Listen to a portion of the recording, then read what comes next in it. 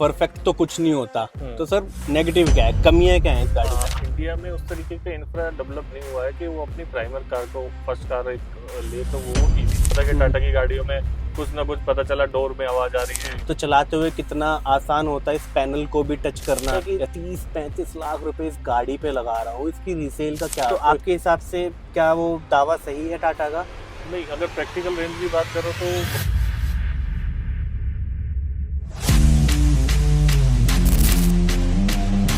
देखो टाटा हैरियर की अगर बात करूँ तो क्लास का वो टॉपर बच्चा है जो हर चीज में अव्वल आ रहा है। जैसे अगर मैं बात करूँ फीचर्स की, परफॉर्मेंस की, या फिर कहो लुक्स की, हर चीज में 100 आउट ऑफ 100 मार्क्स ला रहा है। तो आज हमारे साथ टाटा हैरियर आ चुकी है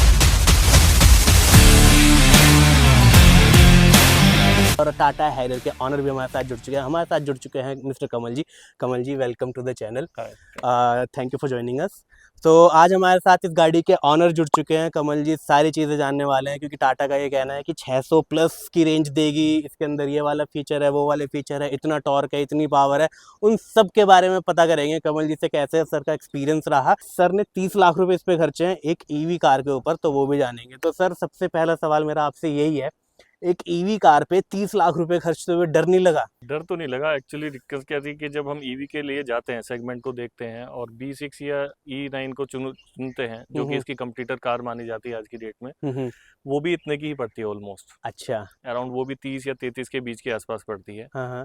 कंपेयर करते हैं जब हैरियर को, उसमें उससे फीचर्स जैसे अभी आप जो अपनी अपनी, जैसे मैंने आपको बताया कि अपनी पसंद की बात है। दूसरा इसमें जो फीचर्स दिए हैं 4x4 या 540 डिग्री कैमरा, ये सब जो दिए हैं ये एडिशनल हो जाते हैं। तीसरी चीज है कि इसका मस्कुलर लुक जो कि अब और किसी गाड़ी में आता नहीं है। तो मेरे पास एसयूवीज रही हैं, तब मैंने इसको इसलिए चूज किया। तो सर जैसे एसयूवीज रही हैं, मैं जान सकता हूँ कौन कौन सी कार्स आपके पास मेरे रही पास स्कॉर्पियो रही है, मेरे पास अभी इनोवा है, मेरे पास BMW है। अच्छा। इलेक्ट्रिक में पहली गाड़ी ये है। तो सर जैसे पहली इलेक्ट्रिक है आपके पास, अभी तक आप आइस इंजन चला रहे थे, आई बिलीव डीजल डीजल और पेट्रोल बोथ दोनों है, BMW पेट्रोल और इनोवा डीजल। तो सर जैसे पेट्रोल और डीजल से एक इलेक्ट्रिक पे शिफ्ट करना कितना मतलब चेंज लाता है लाइफ में?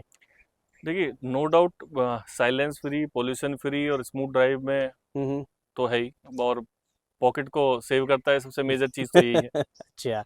तो सर जैसे इलेक्ट्रिक कार आपने ले ली, आपने कहा डर नहीं लगा, लेकिन डर वहाँ लगना चाहिए था जब टाटा पे आप पैसा लगा रहे हो, क्योंकि टाटा के साथ ऑब्वियसली लोगों की कंप्लेंट्स बहुत रही हैं एक टाइम पे कि ये सॉफ्टवेयर उड़ गया, ये मेल फंक्शन आ गया, तो वो चीज़ माइंड में रही कहीं ना कहीं टाटा बाय करते हुए? हाँ, ये मेरा क्वेश्चंस जब मैं गाड़ी को लेने गया था सागर मोटर से, ठीक है। तब मैंने उनसे डिस्कस किया तो मेरी सारी क्वेरीज थी। मैंने कहा यार पुरानी गाड़ियों में या टाटा के साथ जो उसका फीडबैक रहता है कि यार सर्विस अच्छी नहीं मिल रही है, लोग बागों ने उस तरीके की बॉडी में कहीं ना कहीं कोई दिक्कत आ जाती है, सर्विस से रिलेटेड आ रही है, जैसे पैनल गैप्स वगैरह पैनल रहते गैप आ जाते हैं कुछ भी। तो आई थिंक जब मैंने गाड़ी को देखा तो सारे फीचर्स मैंने प्रैक्टिकली देखे, इसकी टेस्ट ड्राइव भी ली। टेस्ट ड्राइव लेने के बाद फिर मेरा कॉन्फिडेंस बढ़ा कि नहीं, अभी तक तो ये ठीक है जो उन्होंने बनाया है, जितना भी उन्होंने R&Ds की है। और पिछले कुछ टाइम में आप देखेंगे कि टाटा के साथ कॉन्फिडेंस इसलिए भी आता है कि टाटा ऑलरेडी इलेक्ट्रिक कार में है। उन्होंने पहले टियागो निकाली, फिर दूसरी गाड़ी निकाली, पंच फिर निकाली, कर्व निकाली, नेक्सॉन निकाली। तो वो एक एक्सपीरियंस, उसमें जो भी गैप्स या लूप होल आने होते हैं वो आ चुके हैं। अच्छा। तो वो सारा देखते हुए मुझे कॉन्फिडेंस आया कि यार जो भी ऐसी चीजें रही होंगी वो पहले टेक केयर हो गई होंगी। अब अगर ये इस गाड़ी को बड़ी गाड़ी के साथ ये आ रहे हैं तो डेफिनेटली कुछ ना कुछ चीजें आएंगी, तो वो कॉन्फिडेंस लेवल वहां से आया। अच्छा, तो सर जैसे ओवरऑल क्या कहोगे, मतलब गाड़ी कैसी है? ड्राइव में बड़ा स्मूथनेस है, मजा आता है, और सारे फंक्शन जो रिक्वायर्ड होते हैं किसी भी एक, आप अगर देखेंगे ये जितनी भी गाड़ियां हैं, जो 1 करोड़ की गाड़ी में फीचर्स मिलते हैं वो उन्होंने इसमें डाल दिए। अच्छा, जैसे तो कि जैसे कि आप ये 540 डिग्री जो आपको रेंज रोवर वगैरह में मिलता है, और हिल असिस्टेंट्स वगैरह है, और इसमें जो 4x4 दे रखा है। तो अगर कंपेयर करें कि एक रेंज रोवर चलाने का फील इसमें आ रहा है कि हाँ ठीक है, हम अंदर तो बैठे हैं लेकिन एक मतलब 30 लाख में रेंज रोवर 30 लाख में हमें रेंज रोवर मिलते हैं। अच्छा सर, जैसे आपने जितनी भी ये गाड़ी चलाई है अभी तक, इसके खराब रास्तों पे भी चलाई होगी, हाँ। तो सस्पेंशन वगैरह का क्या सीन है सर? सस्पेंशन बिल्कुल परफेक्ट है, उसमें मुझे कहीं भी ऐसा नहीं लगा कि मैं कोई उस तरीके की इतनी बल्की गाड़ी चला रहा हूँ। कटिंग में बहुत स्मूथ है। जहाँ पे हम निकालना होता है तो मैं उस गाड़ी को ऐसे निकाल रहा हूँ लाइक क्रिएटा, एक छोटी गाड़ी को जिस तरीके से ट्रैफिक में निकालते हैं, इतना हाँ। कॉन्फिडेंस मुझे 2 दिन में आ गया। मतलब इतनी बड़ी गाड़ी ट्रैफिक वगैरह में, ट्रैफिक जैसे वगैरह में दिल्ली एनसीआर के ट्रैफिक में चलाने में कोई दिक्कत कोई होती है दिक्कत नोएडा नहीं, वगैरह कोई में, दिक्कत नहीं आती। इतनी बड़ी गाड़ी कॉन्फिडेंस से देती है। देती है। और सर जैसे पिकअप वगैरह कैसा है इसका, आपने पिकअप तो मोड्स? मस्त है, पिकअप में तो नो डाउट कि ना वो पेट्रोल और डीजल किसी को कंपेयर नहीं करते। पिकअप तो एकदम फर्स्ट है। और इसमें एक जो बूस्टर वो दे रखा है, अगर वो लगा लेंगे तो आपको गाड़ी को कंट्रोल करना पड़ेगा, ना कि उसको एक्सीलेटर देना पड़ेगा। अच्छा, हाँ, टाटा वो कहता है कि 504 न्यूटन मीटर का टॉर्क आपको मिलता है, हाँ तो वो फील होता है। फील होता है। आप अच्छा। जैसे ही उसको बूस्टर को चलाएंगे हाईवे पे, हाईवे पे लगाते ही जैसे लगेंगे तो आपको एक हम्म। फील होता है, झटका फील होता है कि हाँ नहीं, पावर एकदम गाड़ी निकलती है बहुत तेज। अच्छा, तो सर जैसे मैं देख सकता हूँ ये आपने QWD वेरिएंट लिया है, हम्म। तो फर्स्ट टाइम ईवी में जैसे आपने QWD ले लिया, तो आप पैसे भी बचा सकते थे, बेस मॉडल ले सकते थे जो 21.5 लाख का, या फिर एक रियर व्हील ड्राइव ले सकते थे अगर टॉप मॉडल में आपको जाना था तो सर यही क्यों चूज किया आपने? एक्चुअली क्या था कि मेरा एक दो जगह पर एक्सपीरियंस ऐसे रहा है कि जब हम कहीं ऐसी जगह पे जाते हैं तो हमें नहीं पता होता कि वहाँ कच्चा रास्ता है या पक्का रास्ता है। अब सपोज हम ऊपर हिल पे गए, हाँ एक जी। बार मेरा एक्सपीरियंस था, मैं लेके चला गया तो वहाँ पे मिट्टी थी, मिट्टी में आगे के टायर चले गए, बारिश हुई थी वहाँ पे। तो वो उस गाड़ी को निकालने के लिए मुझे दूसरी गाड़ी को सपोर्ट लेनी पड़ी, उसको टो करना पड़ा।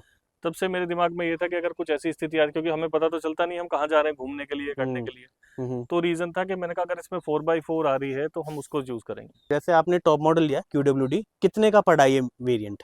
आई थिंक 30.5 के आसपास टोटल पड़ा है। टोटल सब कुछ 30.5 लाख रुपए आपने हाँ, इस गाड़ी के लिए पे करे हैं? 30 लाख समथिंग का। ओके, और कब तक रखने का प्लान है सर इस गाड़ी को?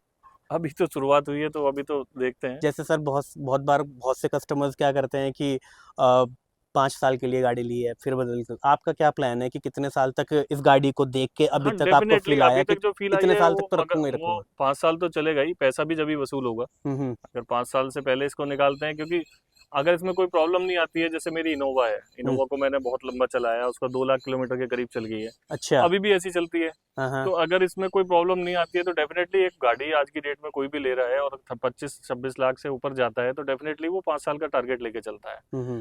बियॉन्ड दैट कि अगर जैसे कोई भी आप देखेंगे, अगर जैसे BMW ले रहे हैं, BMW 1 करोड़ की गाड़ी है, 1.5 करोड़ की गाड़ी है, तो आप लेके चलते हो कि यार 10 साल तो इसको चलाना है अच्छे तरीके से। तो ऐसे ही अभी तक जो इसका मेरा फीडबैक है, जो मेरे दिमाग में है अभी, तो 5 साल के लिए तो मिनिमम है ही। आपने टाटा हैरियर तो ली, मतलब टाटा की यही गाड़ी देख रहे थे? नहीं, बेसिकली लेने के लिए तो मैं एक पंच के लिए प्लान कर रहे थे, अच्छा, फैमिली से जो मतलब चल जो बिल्कुल हाँ छोटी से बिल्कुल ही बड़ी, डबल हाँ पैसे। पंच या नेक्सॉन में से इसलिए प्लान कर रहे थे कि एक घर के लिए गाड़ी चाहिए थी, लोकल जो के कि लिए? लोकल अच्छा। हमारा एमिनिटीज को यूज करने के लिए। हाँ। अब वहाँ करते करते जब फीचर्स देखते रहे, बात करते रहे, तो फिर ये पसंद आ गई, हाँ। इसको इस वजह से बुक कर लिया। तो मतलब फिर भी सर ऐसा क्या पसंद आ गया इसमें?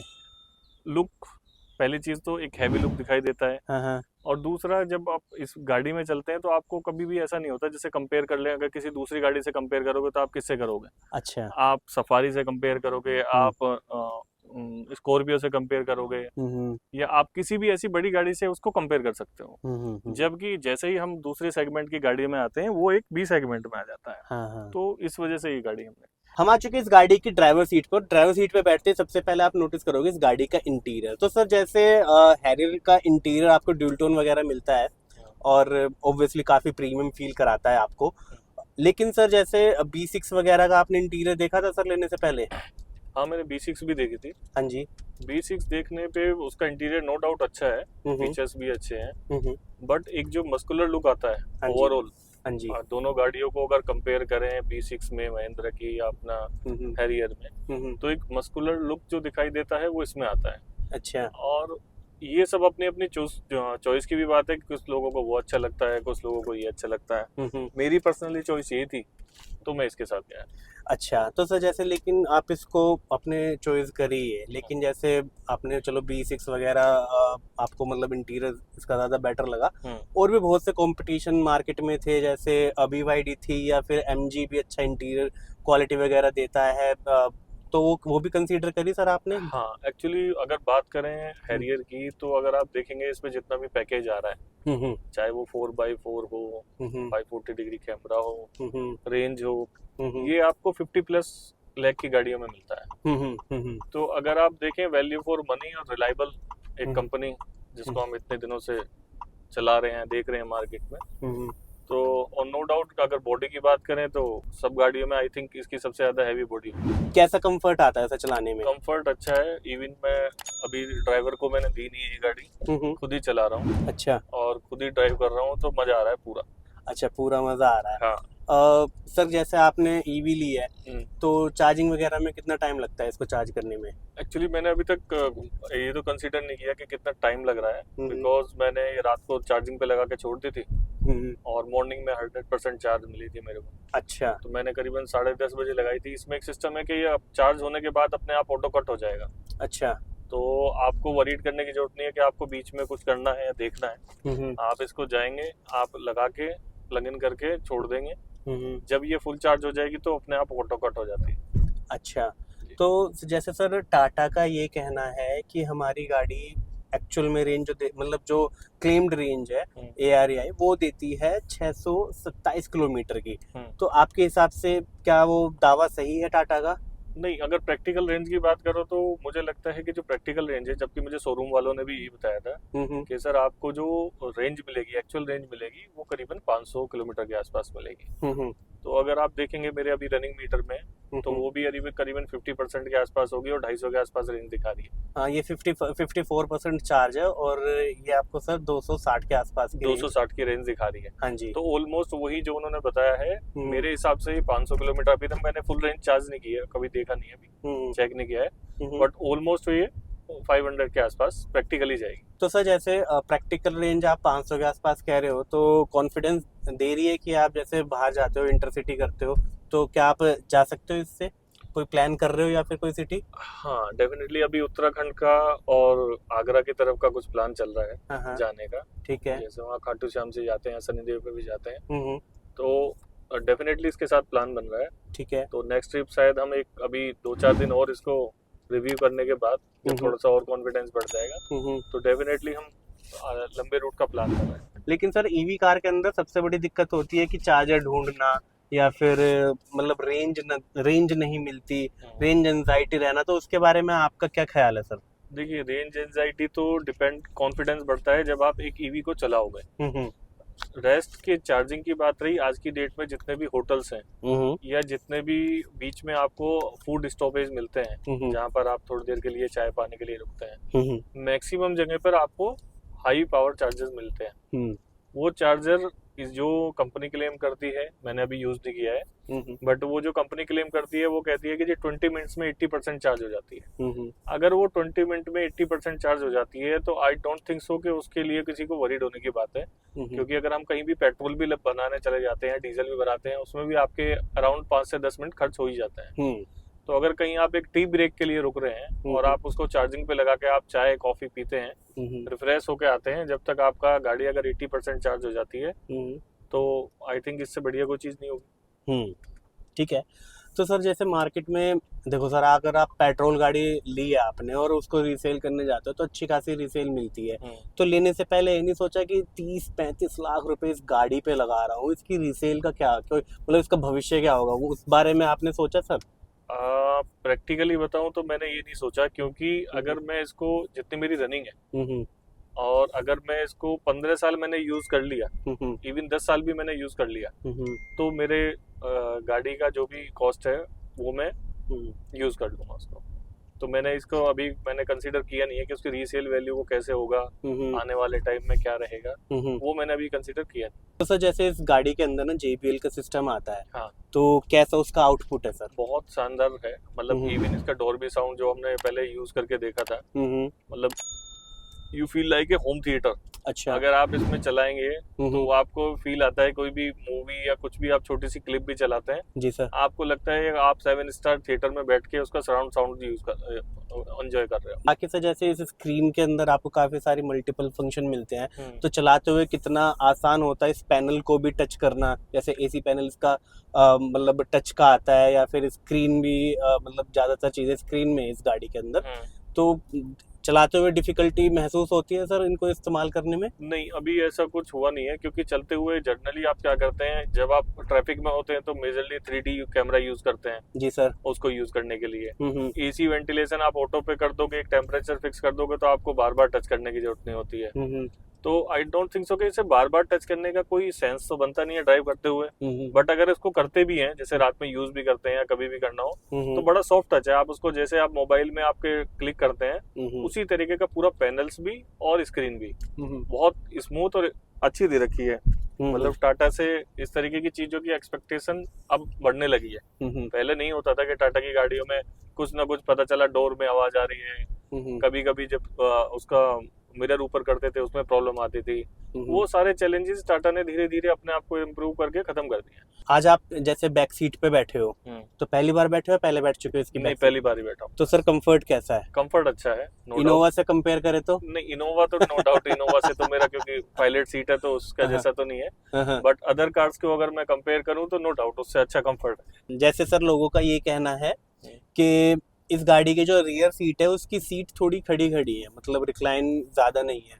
तो हाँ, ये एक पॉइंट है कि अगर इसको थोड़ा सा रिक्लाइन करके देते तो वो और ज्यादा कंफर्ट हो जाती पीछे की सीट। तो ये फील आप कर पा रहे हैं? हाँ, चीज बिल्कुल बिल्कुल। तो सर पॉजिटिव तो सारी बात हो गई, ठीक है, परफेक्ट तो कुछ नहीं होता। तो सर नेगेटिव क्या है, कमियां क्या है इस गाड़ी में, आपको क्या फील हुई अभी तक? नेगेटिव एक तो मुझे इसका पीछे का जो बैक सीट है, इसको अगर थोड़ा सा रिक्लाइनर दे देते तो और ज्यादा कंफर्टनेस आ जाती है इस सीट में। तो मतलब हम लंबे रूट के लिए जाते हैं और अगर पीछे वाले जो बंदे रहते हैं तो उसके लिए और ज्यादा कंफर्टनेस रह जाती है। अच्छा, आपके कहने का मतलब है कि रियर सीट में वो कंफर्ट नहीं मिलता। और सर और कुछ इससे अलग? इसके अलावा तो मुझे अभी तक कुछ ऐसा दिखाई नहीं दिया है। अगर कुछ इन फ्यूचर कुछ ऐसा आएगा देन फिर लेट यू नो, आपको बताया जाएगा। अच्छा, मैं बता दूं गाइस, ये सर का एक इनिशियल एक्सपीरियंस है। बहुत जल्द कमल सर के साथ हम मतलब इसका लॉन्ग टर्म भी लेकर आएंगे। चैनल सब्सक्राइब नहीं किया है तो चैनल जरूर सब्सक्राइब कर लेना, क्योंकि ऐसी अमेजिंग वीडियोस हम लेकर आते रहते हैं। वो सब्सक्राइब वाला बटन जरूर दबाना, क्योंकि अगर आपको हैरियर और B6 का side by side comparison miss नहीं करना ना, चैनल सब्सक्राइब करके रखना ही पड़ेगा। जैसे आपकी ये पहली इलेक्ट्रिक कार है, तो क्या कहोगे सर, इलेक्ट्रिक कार को प्राइमरी कार बना सकते हो? किसी को लेनी चाहिए नीचे अगर कोई फर्स्ट टाइम बायर है तो? देखिए, मेरे रिकमेंडेशन के हिसाब से अभी इंडिया में उस तरीके का इंफ्रा डेवलप नहीं हुआ है कि वो अपनी प्राइमर कार को फर्स्ट कार एक ले तो वो ईवी ले। ये हमेशा आज की डेट में अगर मैं बात करूं तो ये सेकेंडरी कार होगी, फर्स्ट कार नहीं हो सकती। क्योंकि अभी हमारे यहाँ पे इंफ्रा, जैसे ही हम बाहर जाएंगे, हमारे यहाँ पे आज भी B कैटेगरीज में सबसे ज्यादा गाड़ियां बिकती हैं। जो लोग अपने व्हीकल को छुट्टियों में जयपुर भी लेके जाएंगे, उदयपुर भी लेके जाएंगे, उत्तराखंड भी लेके जाएंगे, उस तरीके के इंफ्रास्ट्रक्चर को अभी डेवलप करने में आई थिंक गवर्नमेंट को और प्राइवेट सेक्टर को भी थोड़ा सा टाइम लगने वाला है। तो मेरे हिसाब से आज की डेट में प्राइमरी कार आपकी ईवी नहीं हो सकती। हाँ, डेफिनेटली सेकेंडरी कार आपकी ईवी हो सकती है, जिसको आप अभी दिल्ली NCR या आपकी मेट्रो सिटीज में जहां भी आप चला रहे हो वो आप चला सकते हो। तो गाइज ये थी एक डिटेल्ड वीडियो सर के साथ। आई होप आप लोगों को पसंद आई हो। पसंद आई लाइक कीजिए, सब्सक्राइब कीजिए। ऐसी अमेजिंग वीडियोस हम लेकर आते रहते हैं। अगर आपने हमें इंस्टा पे फॉलो नहीं करा तो कर लेना। Adizone77 हमारी इंस्टाग्राम ID है और वहाँ पर भी हम अच्छे अच्छे कंटेंट डालते हैं। और हाँ, हैरियर और आपको XCV9 का कंपैरिजन देखना है या फिर B6 के साथ कंपैरिजन देखना है तो बहुत जल्द लेकर आ रहे हैं। तो चैनल सब्सक्राइब नहीं किया है, चैनल जरूर सब्सक्राइब कर लेना ताकि आप वो मिस ना कर दें। तो फिलहाल इस वीडियो में इतना ही, मिलते हैं नेक्स्ट वीडियो में। Till then ta-ta, bye bye guys.